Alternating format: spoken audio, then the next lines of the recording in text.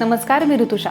बातमीपत्राला सुरुवात करण्याआधी जर का आपल्याला संपूर्ण कोकणातील आणि मुंबईतील लोकप्रिय JPR चॅनलचं आपलं कोकण हे दिसत नसेल तर आजच आपल्या जवळच्या केबल ऑपरेटरशी संपर्क साधा आणि जाहिरातीसाठी सुद्धा खाली दिलेल्या नंबरवरती संपर्क साधा।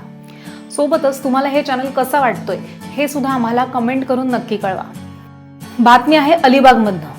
शेतकरी कामगार पक्षाचे सरचिटणीस माजी विधान परिषद आमदार जयंत पाटील यांच्या नेतृत्वात अलिबागमधल्या PNP मैदानावरती शेतकरी कामगार पक्षाच्या संवाद मेळाव्याचं आयोजन करण्यात आलेलं होतं आणि यावेळी कार्यकर्त्यांना जयंत पाटील यांनी आगामी स्थानिक स्वराज्य संस्थांच्या पार्श्वभूमीवर मार्गदर्शन सुद्धा केलं। यावेळी रायगड जिल्ह्याच्या राज्य महिला आघाडी प्रमुख मानसी म्हात्रे, माजी आमदार बाळाराम पाटील, रायगड जिल्हा महिला आघाडी प्रमुख चित्रलेखा पाटील ह्याच्यासह अन्य मान्यवरही उपस्थित होते आणि या मार्गदर्शन संवाद मेळाव्यात जयंत पाटील यांनी शेकाप सोडून गेलेल्यांना खडे बोल सुनावले। शिवाय विरोधकांचा खरपूस समाचार घेत त्यांच्यावरती टीकास्त्रही सोडले। यावेळी कार्यकर्त्यांमध्ये भरपूर उत्साह सुद्धा पाहायला मिळालाय। कार्यकर्त्यांमध्ये जान फुंकण्याचं काम पुन्हा एकदा केलं जाते। आगामी स्थानिक स्वराज्य संस्थांना याचा कसा फायदा होईल? कार्यकर्त्यात ऊर्जा आली। मला स्थानिक स्वराज्य संस्थांपेक्षा पक्ष संघटना मजबूत, नवीन तरुणांना जो विचार या जिल्ह्यामध्ये 75 वर्ष आणि 75 वर्षापूर्वी माझ्या आजोबांनी या जिल्ह्यामध्ये जो शेतकऱ्यांसाठी कुळ कायदा अंमलबजावणी करण्यासाठी जो लढा दिला त्याची आठवण प्रत्येक शेतकरी कामगार पक्षात तरुण कार्यकर्त्यांनी ठेवली पाहिजे, ही खरी माझी मनीषा आहे। निवडणुका येतील, सत्ता अनेक वेळा आम्ही गेल्या, परंतु तरुणांना या ठिकाणी शिकवण्याची वेळ आहे। आज जी पक्षामध्ये थोडीशी पडझड झाली त्याच्यामुळे वैचारिकदृष्ट्या कार्यकर्ते तयार होत नाहीत, तोपर्यंत पक्ष चांगल्या प्रकारे काम करू शकत नाही आणि ते काम आम्ही या 4 दिवसामध्ये जिल्ह्यामध्ये केलं। सगळ्या तालुक्यात गेलो, सर्व पूर्ण टीम घेऊन लहान मोठं करून आम्ही 60-70 कार्यकर्ते जिल्ह्यामध्ये फिरलो। तुम्ही काही ठिकाणी आम्हाला भेटलात सुद्धा पत्रकार म्हणून। मला वाटतं की असं काम केलं, आमची पक्ष केडर पार्टी आहे आमची आणि त्या दृष्टिकोनातून ती पुन्हा घडली पाहिजे, वाढली पाहिजे, याच्यासाठी आमचा प्रयत्न आहे। भाई, विधानसभेच्या निवडणुकीला आपण महाविकास आघाडीसोबत होतात, मात्र पाहिलं गेलं तर 3 जागी महाविकास आघाडीचेच उमेदवार उभं करण्यात आले।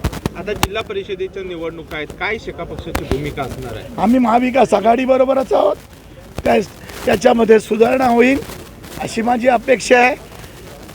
इंडिया आघाडीचे नेते माननीय शरद पवार साहेब यांच्याबरोबर आमची चर्चा झाली आणि याच्यावर चर्चा सुरू आहे।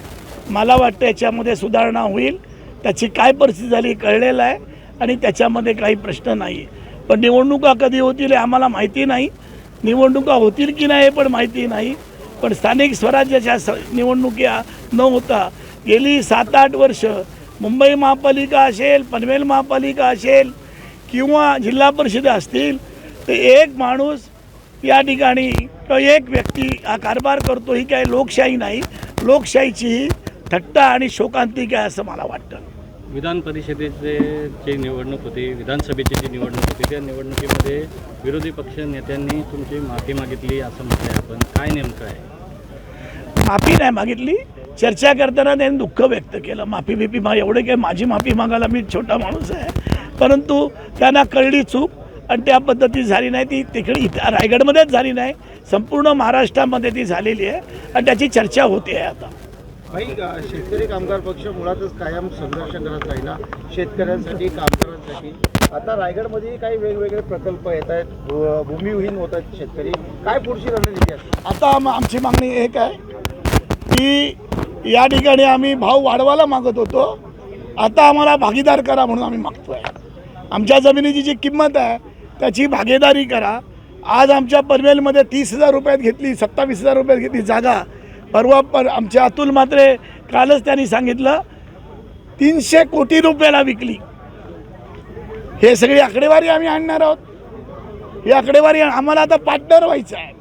तुम्हाला इथे शाळा बांधायची आहे, तुम्हाला इथे कॉलेज काढायचं आहे, हॉस्पिटल बांधायचं आहे, बिल्डिंग करायची आहे, तुम्ही सांगायचं, व्हॅल्युएशन करा आणि आमच्या जमिनीची किंमत ठरवा आणि त्याप्रमाणे आम्ही करायला मागतोय। हा लढा आहे आणि दुसरी मागणी आमची राहणार आहे, जी गेली 4-5 वर्ष मी करतोय। जी जमिनीचा मूळ मालक होता त्या मूळ मालकाला आता त्यांनी विकत घेतली जागा, म्हणून ज्याचं व्हॅल्युएशन आलं आणि त्याला जर नुकसान भरपाई मिळाले त्याचा 40% हिस्सा आम्हाला पुन्हा मिळाला पाहिजे. म्हणजे 2 लाखांनी त्यांनी जागा घेतली, ती जागा आता 2 कोटीला गेली, त्यातला आम्हाला 40% हिस्सा मिळाला पाहिजे ही मागणी शेका पक्ष करतोय. मला वाटतं की पण आजची ही बैठक नाही आहे, तुम्ही प्रश्न विचारलात, मी उत्तर दिलेलं आहे, याचं व्यापक मी तुम्हाला उत्तर देईन आणि कशासाठी याची आकडेवारी घेऊन सांगेन. आज आम्ही कार्यकर्त्यांबरोबर संवाद साधायला आलो, तो संवाद करून त्यांचं मत घेणार आहोत. 8-10 दिवसात पक्ष संघटनेमध्ये बदल कसा करायचे हे या संवाद यात्रेमध्ये आम्ही सांगत आलो. ती चर्चा करतील आणि त्याप्रमाणे आम्ही त्याची अंमलबजावणी करेल. तुम्हाला वेगळं चित्र दिसेल. शेका पक्ष हा वेगळा आहे. शेका पक्षाने या जिल्ह्यामध्ये जे काम केलं, आज गरीब माणूस हजारो लोक हे 2 दिवसात सांगून इथे आमच्याकडे येतात. मी अत्यंत आनंदी आहे. मी आत्ता मला बोलता पण येत नाही, एवढं मी भाषणं केलीत, मी बोललो या 4-5 दिवसामध्ये. मला वाटतं तुम्ही पण चांगलं सहकार्य केलं, असं सहकार्य ठेवा, काही काळजी नका, तुम्हाला पण असं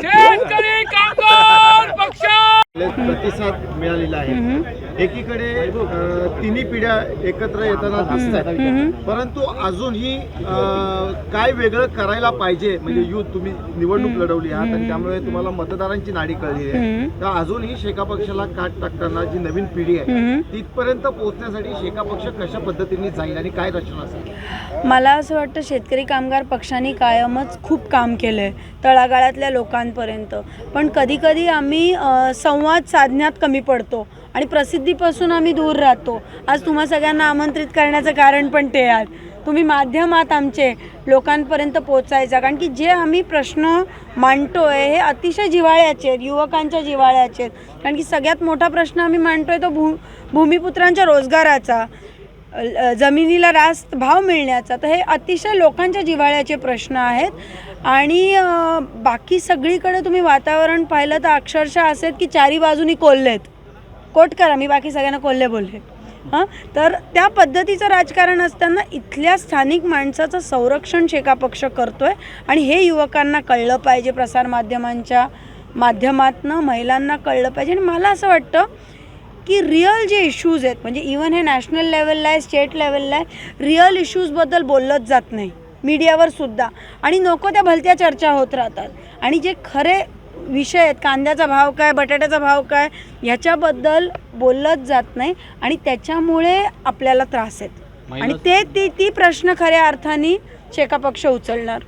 महिला संघटना बलाढ्य करण्यासाठी या ठिकाणी 50% महिलांना मानसी देईल च्या माध्यमातून महिलांना देखील संघटित करण्याचं काम होतं आहे आणि भविष्याच्या काळामध्ये शेका पक्ष संघटना मजबूतीसाठी 50% महिलांना संधी दिली जाणार आहे, पदं दिली जाणार आहेत. कशा पद्धतीने पक्ष वाढेल? खरं संघर्षाची पार्श्वभूमी असलेला शेतकरी कामगार पक्ष या जिल्ह्यामध्ये नाही तर संपूर्ण महाराष्ट्रात काट टाकतोय. आमच्या नेतृत्वाने आता ठरवलेलं आहे की पक्ष संघटन हे संवादातून व्हायला पाहिजे. ज्या पद्धतीनं महाराष्ट्रामध्ये अनेक विकासाचे मुद्दे या रायगडसाठी येऊन ठेपलेले आहेत, त्याच्यामध्ये महिलांची एक निर्णायक भूमिका असणार आहे आणि शेका पक्षाच्या पुरोगामी विचारातून इथली महिला कार्यकर्ती आता संघटनेमध्ये ॲक्टिव्ह होणार आहे आणि त्याच्याकरताच या संवाद मेळाव्यातून मी अनेक ठिकाणी आमच्या महिला भगिनींना या संघटनामध्ये येऊन आपली पक्षाची ताकद वाढवा असं आवाहन मी त्यानिमित्तानं केलेलं आहे. सुरक्षिततेचा पण मुद्दा जो आहे त्याच्यावर आपण लक्ष देणार आहे, कारण की आज महिला सुरक्षित नाही आहेत. खरं तर या समाजामध्ये सगळ्यात जास्त प्रश्न कोणाचे असतील तर ते महिलांचे आहेत. महिला सुरक्षितता हा एकच प्रश्न नाही, बेरोजगारीचा प्रश्न आहे, सर्वसामान्य स्त्रीला तिचं घर कसं चालवायचं हा प्रश्न आहे, ज्याच्यामध्ये सर्वसमावेशकता आहे. मग ते किराणा मालाचे किंवा गॅसचे भाव असू देत, मुलांची नोकरी असू दे, नवऱ्याची नोकरी टिकली पाहिजे, मुलांच्या शाळेमधील ॲडमिशन असेल किंवा बेरोजगार मुलाचा प्रश्न असेल, तर सर्वात जास्त प्रश्न या समाजात कोणाचे असतील तर मला असं वाटतं ते महिलांचे आहेत. आणि शासन ज्या काही योजना महिलांपर्यंत आणण्याचा आणि दाखवण्याचा प्रयत्न करतो त्या प्रत्यक्षात महिलांपर्यंत पोचत नाहीत. ज्या 1500 रुपयाचं भांडवल केलं जाते ते आता 1500 रुपये पुन्हा सरकारच्या खात्यात देण्याची जेव्हा त्या महिलेवर वेळ आलेली आहे तेव्हा ती महिला काय स्थितीत आहे हे बघणं आता गरजेचं झालेलं आहे. आणि त्याकरता शेका पक्षाची महिला ताकद वेगळ्या पद्धतीनं या जिल्ह्यामध्ये आणि महाराष्ट्रामध्ये काम करेल आणि त्याकरताच आम्ही हे संघटन आता नव्याने सुरू केलेलं आहे असं मला वाटतं. कारण प्रत्येक तालुक्याच्या मेळाव्यामध्ये आपण महिलांना सहचिटणीस पद द्यावं अशी मागणी पक्षाकडे केलेली आहे. मुख्य बॉडीमध्ये महिला मी आत्ताच आपल्याला सांगितलं की शेतकरी कामगार पक्ष हा पुरोगामी विचारांचा पक्ष आहे. फुले शाहू आंबेडकर सावित्रीबाईंच्या विचारांवर चालणारा हा पक्ष आहे.